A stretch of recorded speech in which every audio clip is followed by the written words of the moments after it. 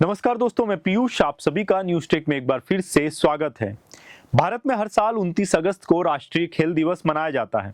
यह दिन मेजर ध्यानचंद की याद में मनाया जाता है, जिन्हें दुनिया आज हॉकी का जादूगर कहती है।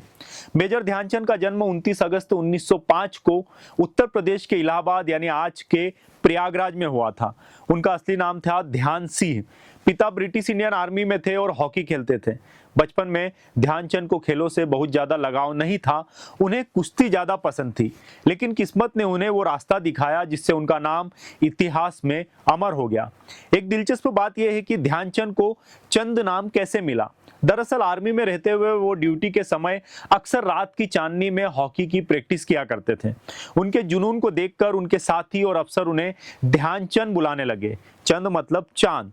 16 साल की उम्र में 1922 में वे आर्मी में शामिल हुए और यहीं से उनके हॉकी के करियर की जो है वो शुरुआत हुई। 1926 में उन्हें आर्मी टीम के साथ न्यूजीलैंड टूर पर जाने का मौका मिला। भारत ने इस टूर पर शानदार प्रदर्शन किया और ध्यानचंद के खेल ने सबको चौंका दिया। लोग उनकी ड्रिबलिंग और गोल करने की कला को देखकर दंग रह जाते थे। ओलंपिक में उनका सफर किसी कहानी से कम नहीं। 1928 के एम्स्टर्डम ओलंपिक में उन्होंने 14 गोल दागे और भारत को पहला हॉकी गोल्ड दिलाया। 1932 के लॉस एंजलिस ओलंपिक में वे भारत और अमेरिका के बीच मैच में 24-1 से भारत को उन्होंने जिताया और यहां पर एक बार फिर से भारत को ध्यानचंद ने हॉकी का गोल्ड मेडल दिलाया। उस समय उन्होंने 12 गोल किए। लेकिन बहुत कम लोग जानते हैं कि इस मैच में उनका सगा भाई रूप सिंह भी उनके साथ टीम में था और दोनों को हॉकी ट्विंस कहा जाने लगा। लेकिन सबसे मशहूर पल जब आया जब 1936 के बर्लिन ओलंपिक में उस समय एडोल्फ हिटलर मैच देखने आया था। फाइनल में भारत ने जर्मनी को 8-1 से हराया, जिसमें ध्यानचंद ने 3 गोल दागे। जर्मन दर्शक देखकर हैरान रह गए कि आखिर ये खिलाड़ी है कौन। कहा जाता है कि हिटलर ने ध्यानचंद को जर्मन आर्मी में बड़ा पद देने की पेशकश की, लेकिन उन्होंने ठुकरा दिया। उनकी हॉकी स्टिक को लोग जादू कहते थे। 1936 ओलंपिक में डच अधिकारियों ने उनकी स्टिक तक तोड़कर देखी कि कहीं उसमें कोई ट्रिक तो नहीं लगी, कोई चुंबक तो नहीं है। लेकिन सबको पता चल गया कि ये जादू नहीं बल्कि ध्यानचंद की कला है। इस वजह से दुनिया उन्हें द विजार्ड ऑफ हॉकी कहने लगी। एक बार की बात है जब ध्यानचंद भारतीय हॉकी टीम के साथ एक मैच खेल रहे थे। खेल के दौरान उन्होंने कई बार गोल करने की कोशिश की, लेकिन गेंद हर बार पोस्ट के किनारे से बाहर निकल जाती। तभी ध्यानचंद को शक हुआ कि गोल पोस्ट का आकार शायद ठीक नहीं है। उन्होंने रेफरी से इसे मापने की शिकायत की और जब उन्होंने रेफरी ने इसको माप लिया उसके बाद सब लोग हैरान रह गए, क्योंकि पता चला गोल पोस्ट की चौड़ाई असली नियमों से कम थी। बाद में पोस्ट को सही किया गया और ध्यानचंद ने मैदान पर गोलों की झड़ी लगा दी।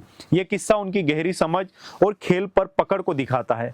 उनके खेल को देखकर महान क्रिकेटर डॉन ब्रैडमैन तक बोले थे कि ध्यानचंद गोल वैसे ही करते हैं जैसे मैं रन बनाता हूं। यह उनके कौशल का सबसे बड़ा सम्मान था। जब उनका करियर आंकड़ों में देखें तो यह और भी चौंका देता है। ध्यानचंद ने लगभग 400 से ज्यादा इंटरनेशनल गोल किए और अपने पूरे करियर में 1000 से ज्यादा गोल दागे।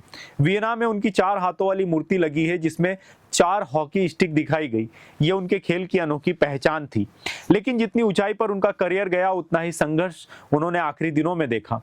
आजादी के बाद उन्होंने भारतीय आर्मी में सेवा जारी रखी और 1956 में मेजर रैंक से रिटायर हुए।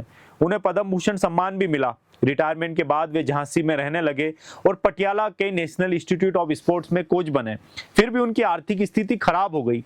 कई बार ऐसा हुआ कि लोग उन्हें पहचान तक नहीं पाए। एक बार अहमदाबाद के एक टूर्नामेंट में गेट पर गार्ड ने उन्हें रोक दिया क्योंकि वो ध्यानचंद को पहचान नहीं पाया था। सोचिए, जिस खिलाड़ी ने भारत को 3-3 ओलंपिक गोल्ड मेडल दिलाए, उसे खुद अपने देश में पहचान नहीं मिली।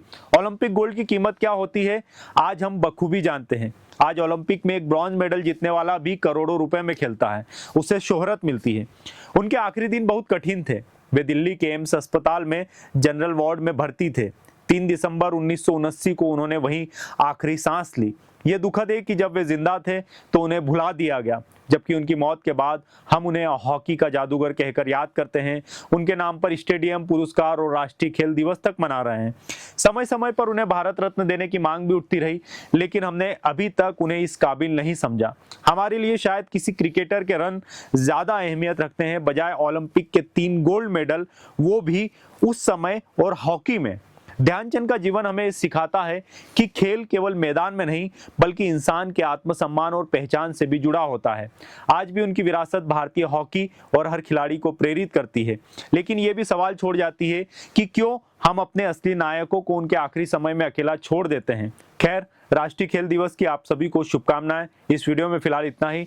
आप सभी को वीडियो पसंद आया हो तो चैनल को सब्सक्राइब जरूर करें। आप सभी का बहुत बहुत धन्यवाद।